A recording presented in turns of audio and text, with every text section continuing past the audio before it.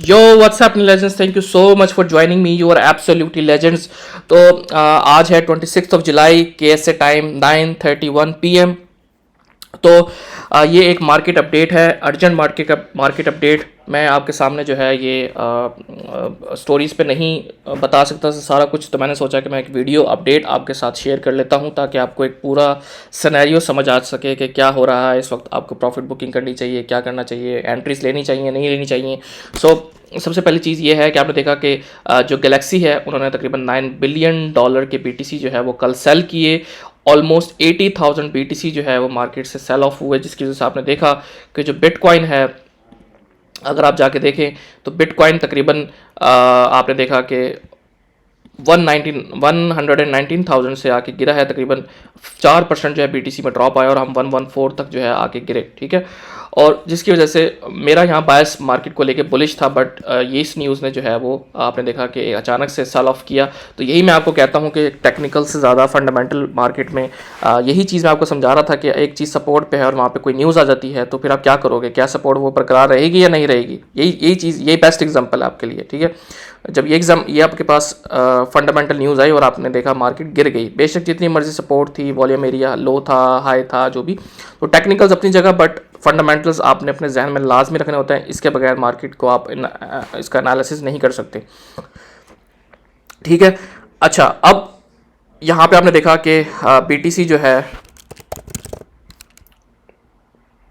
आपने देखा कि BTC का मैंने आपको बताया था कि यहाँ पे हमारे पास जो है एक बाउंस मिला इस एरिया से। क्यों? मैंने आपको बताया था कि यहाँ पे एक हाई वॉल्यूम नोड है जिसकी वजह से इसको यहाँ पे सपोर्ट मिली। ठीक है, जिसकी वजह से यहाँ से इसने पंप किया।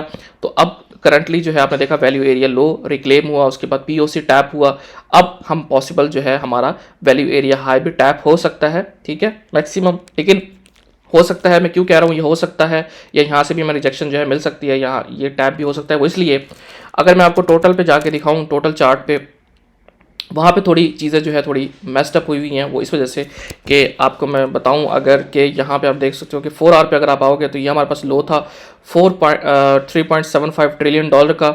जब तक ये होल्डेड था, मैंने आपको इंस्टाग्राम की स्टोरीज में बताया था कि जब तक ये होल्डेड है वी आर सेफ। आपने देखा कि मार्केट ने विक मारी, ऊपर क्लोजिंग दी, सेफ है। विक लगी, ऊपर क्लोजिंग दी, सेफ। ठीक है, हमने कोई कैंडल इसके नीचे क्लोज नहीं की थी, लेकिन कल के सेल ऑफ के बाद आपने देखा कि टोटल मार्केट कैप इसके नीचे जो है वो उसने, आप देख सकते हो कि ये आपका 3.75 ट्रिलियन था, और ये वाली जो कैंडल है इसने देखा कि आपने 3.75 ट्रिलियन के डॉलर के नीचे जो है वो कैंडल क्लोज दे दी है। ठीक है, अब आपको पता है कि जब भी मार्केट एक अप ट्रेंड में होती है या डाउन ट्रेंड में होती है, तो उसके बाद आपने देखा कि जब हम अप ट्रेंड को तोड़ते हैं तो प्रीवियस लो जब हम ब्रेक करते हैं तो आपके पास एक MSS होता है, मार्केट स्ट्रक्चर शिफ्ट।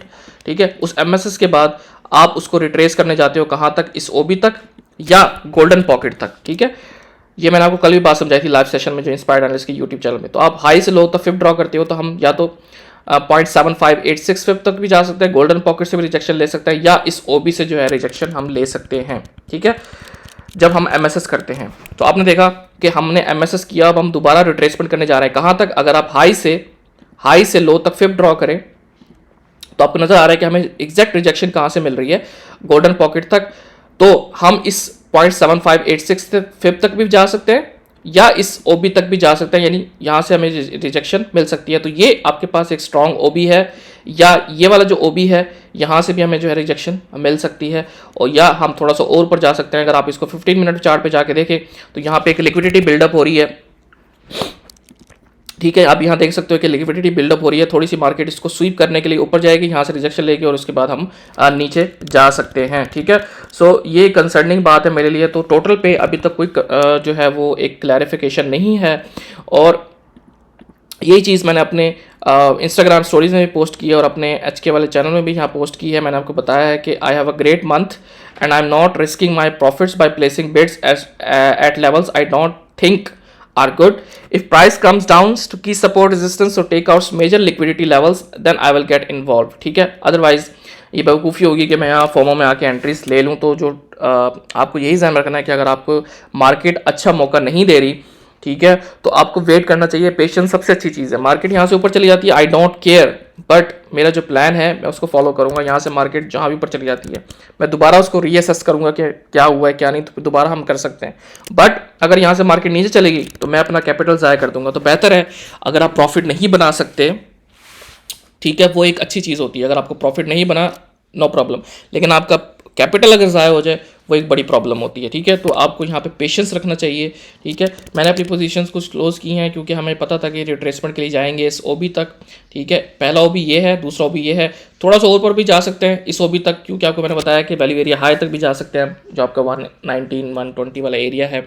ठीक है, बट यहाँ से अगर हमें रिजेक्शन मिली, आई बिलीव कि हमारे पास जो ये वाली जो पुल बैक आया था ये एक बड़ी करेक्शन नहीं है। आई थिंक कि ये एक करेक्शन का स्टार्ट है, और अगर हम यहाँ से अगर रिजेक्शन हमें मिली तो पहला हम जो है यहाँ तक जो है आ सकते हैं, जो कि आपका 3.6 ट्रिलियन डॉलर जो है आपका टारगेट हो सकता है। और यानी आपके और 10-15-20% और गिर सकते हैं। आपका BTC जो है वो आपका जो है 112-113 तक जो है वो आ सकता है। सो ये अपडेट है मार्केट को लेके। टोटल चार्ट जो है अच्छा नहीं लग रहा। उसके अलावा अगर मैं आपको बताऊं कि जो ईथ है उसकी मैंने पोजीशन क्लोज़ की हैं, वो इसलिए क्लोज़ की है क्योंकि आपको पता है मैंने 3500 से इसकी पोजीशन ली थी, बट अब मैंने थोड़ा सा इसको क्लोज़ किया है। वो क्यों? क्योंकि आप देख सकते हो कि यहाँ पे एक मेजर रेजिस्टेंस लेवल है, और मार्केट ने क्या किया है, इथेरियम ने आप देख सकते हो कि ये वाली जो विक मारी है, इससे ये वाली लिक्विडिटी भी स्वीप हुई है, ये भी स्वीप हुई है। ठीक है, तो ये लिक्विडिटी स्वीप की है, और उसके बाद आपने देखा कि कैंडल नीचे क्लोज हो गई है। ठीक है, और एज लॉन्ग एज हम इसके नीचे हैं तो हमारे चांसेस हैं कि हम नीचे इन लिक्विडिटीज़ को स्वीप करने के लिए जा सकते हैं। तो इस वजह से मैंने इथेरियम जो है अपना यहाँ पे क्लोज किया है। ठीक है, आपका जो पहला लो था मैंने आपको बताया था कि जो 3500 का ये वाला लो है आपका। ठीक है, ये लो और एक ये लो, ये स्टिल अभी अनस्वेप्ट हैं। तो आपकी एक अच्छी एंट्री जो है, अगर ये वाला जो है वो मैंने आपको बताया, ये देखें कि if price comes down to key support resistance और take out the major liquidity levels. Major liquidity levels कौन से हैं? ये लेवल्स हैं, आपको पता है लिक्विडिटी जो है मार्केट में फ्यूल की तरह काम करती है, तो ये लिक्विडिटी लेवल्स हैं। अगर ये वाला लिक्विडिटी लेवल स्वीप हो जाए जो कि आपका 3470 पे है, तो बेस्ट एक एंट्री आपकी बनेगी इथेरियम में, और आप टारगेट कर सकते हो हाइस को। ठीक है, तो ये एक अनस्वेप्ट हाई है। ठीक है, आपने देखा मार्केट यहाँ आई लेकिन स्टिल ये अनस्वेप्ट है, ये भी अनस्वेप्ट हो गया। तो बेहतर यही है कि हमें ये स्वीप करने का मौका मिले। ठीक है, सोलाना का मैं आपको बताऊं। ठीक है, सोलाना, इथेरियम और BTC, ठीक है, इनके आप देख सकते हो वो सारा कुछ। ठीक है, अगर मैं आपको सोल पे लेके जाऊं दूसरे साफ चार्ट पे, ठीक है, तो ये आप देख सकते हो सोलाना पे ये जो लेवल है आप देख सकते हो कि ये बहुत इंपॉर्टेंट लेवल है। यहाँ पे सारी लिक्विडिटी फंसी हुई है। ठीक है, मार्केट यहाँ तक आई लेकिन इसको स्वीप नहीं किया इसको। ठीक है, तो एक ये स्टिल लिक्विडिटी पेंडिंग है, ये पेंडिंग है, ये पेंडिंग है। तो अगर सोलाना आपको यहाँ आता है और ये लिक्विडिटी स्वीप करता है तो ये एक अच्छे बाइंग लेवल होगा, जो कि आपका बनता है 170 से लेकर 173 तक। तो ये जो जोन है ये एक बेस्ट एंट्री या जोन आपका बनेगा सोलाना के लिए। ठीक है, बट वही बात है कि जब तक मुझे एक क्लियर स्वीप्स नहीं मिल रहे, ठीक है, तो तब तक जो है हम नहीं वो करेंगे। BTC में भी सेम है। BTC का आपने देखा कि BTC जो है वो थोड़ा सा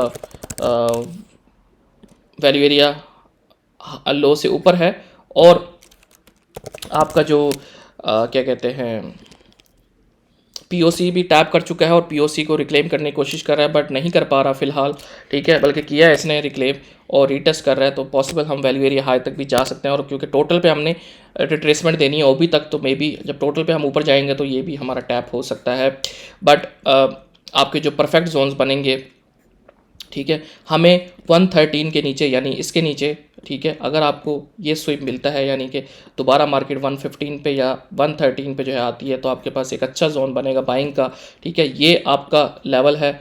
आप देख सकते हैं प्राइस कंप्रेशन है, लेकिन प्राइस अगर यहाँ पे आ गई 111 ये वो, तो फिर मार्केट के लिए थोड़ा एक कंसर्निंग चीज़ हो गई। मतलब अगर डेली कैंडल जो है वो इसके नीचे 113 के नीचे अगर आपकी डेली कैंडल क्लोज हो जाती है, देन वो एक आपके लिए बहुत कंसर्निंग बात होगी। फिर हमें हायर टाइम फ्रेम के ऊपर चीज़ों को रीअसेस करने की ज़रूरत रहेगी कि हम हायर टाइम फ्रेम्स के ऊपर चीज़ों को देखेंगे जाके कि उसको दोबारा रीअसेस करने की ज़रूरत हमें पड़ सकती है। बट यहाँ पे अगर 1,13,000 के नीचे कैंडल क्लोज हो जाती है डेली की, फिर जो है मार्केट काफ़ी ज़्यादा बेरिश हो सकती है।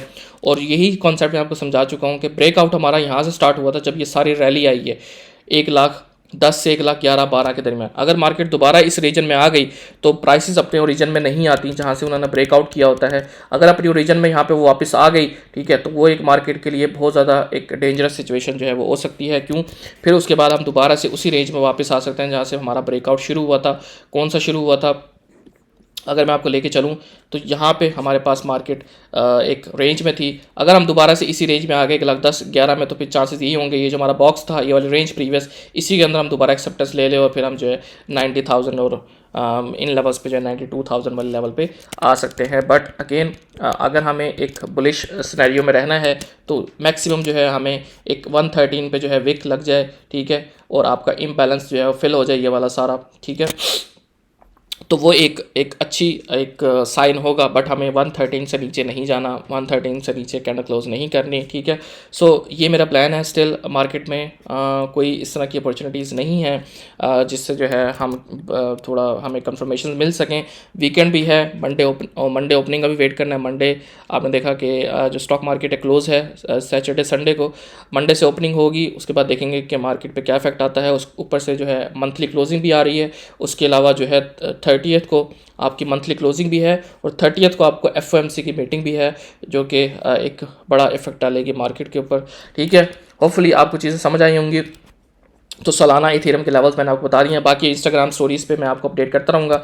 अगर आपने मेरा इंस्टाग्राम ज्वाइन नहीं किया तो मैं यहाँ पे आपको अपडेट दे दूँगा। अगर मैं किसी चीज़ में लेयर इन कर रहा हुआ तो मैं यहाँ पे आपको बता दूँगा कि मैं अब इथेरियम या सोलाना या जो भी बाय करने लगा हूँ, तो आपको मैं यहाँ पे बता दूँगा। तो क्रिप्टो बैच के आप सर्च करोगे और जाके फॉलो करें, ठीक है। ठीक है, ओके, इंशाल्लाह फिर मुलाकात होती है। एक शॉर्ट वीडियो थी, होपफुली आपको इससे थोड़ा डिसीजन लेने में आसानी होगी। ओके, अपना ख्याल रखिएगा। अल्लाह हाफिज़।